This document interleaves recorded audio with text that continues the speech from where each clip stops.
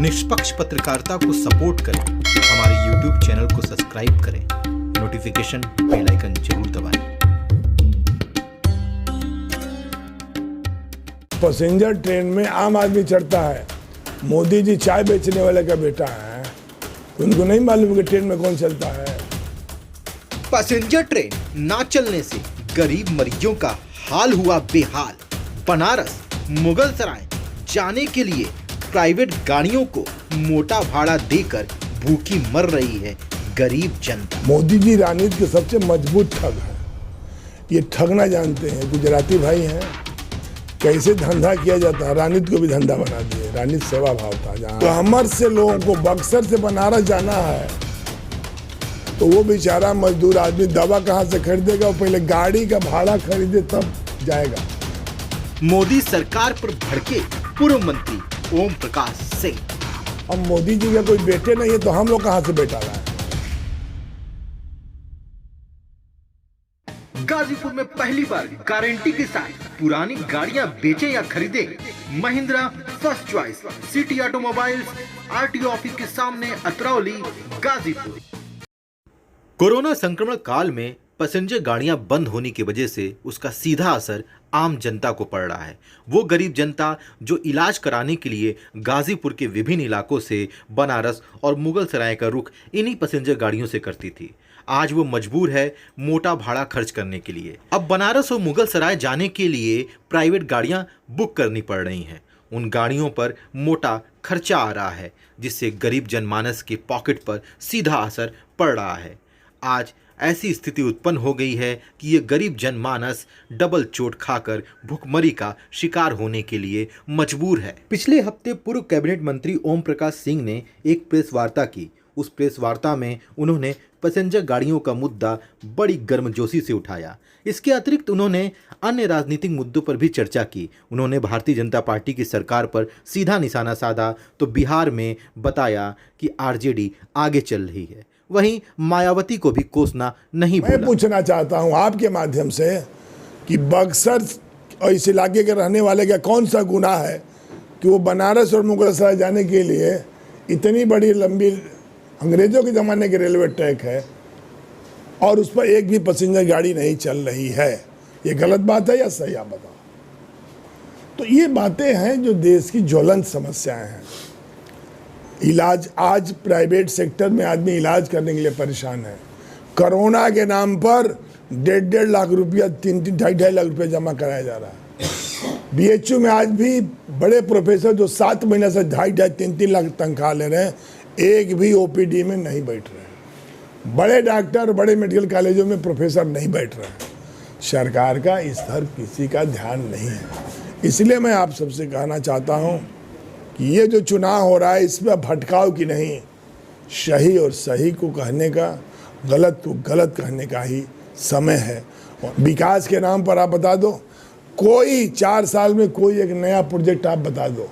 मेरा 220 का sub station आज तक चालू नहीं हुआ।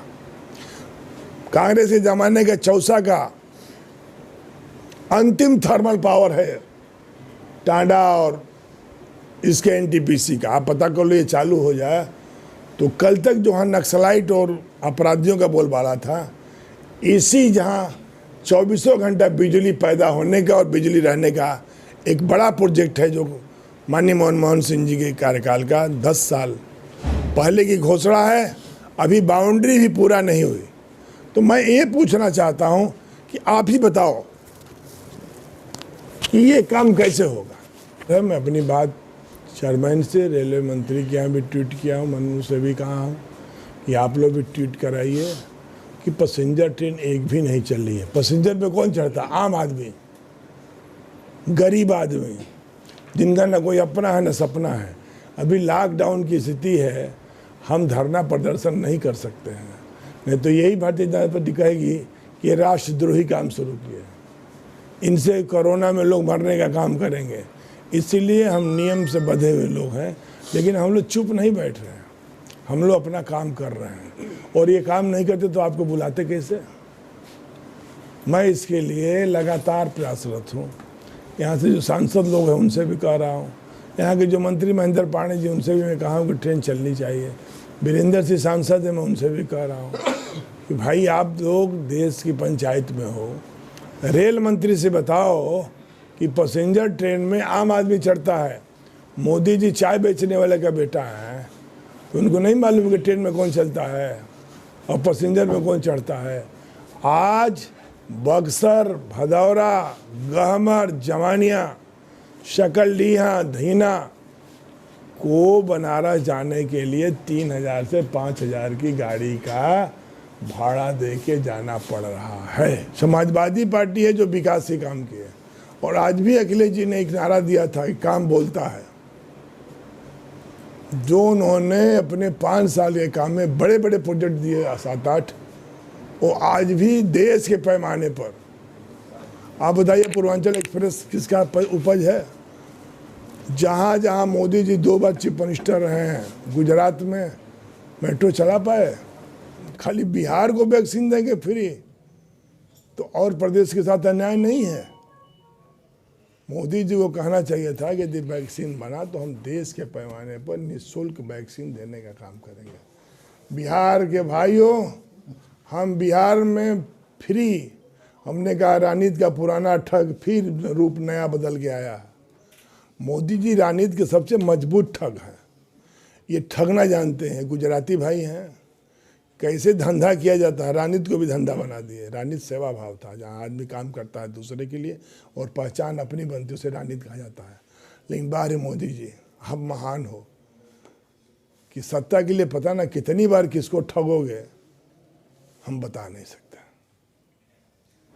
कि नीतीश जी और मोदी जी कहाँ उतर गए हैं। अब बेटा पर आ गए हैं, परिवार पर आ गए हैं। मैं आपसे पूछना चाहता हूं कि आप बताओ, परिवारवाद कौन नहीं कर रहा है? भारतीय जनता पार्टी में महाजन की बेटी नहीं है क्या? जेटली की बेटी नहीं बनी है क्या?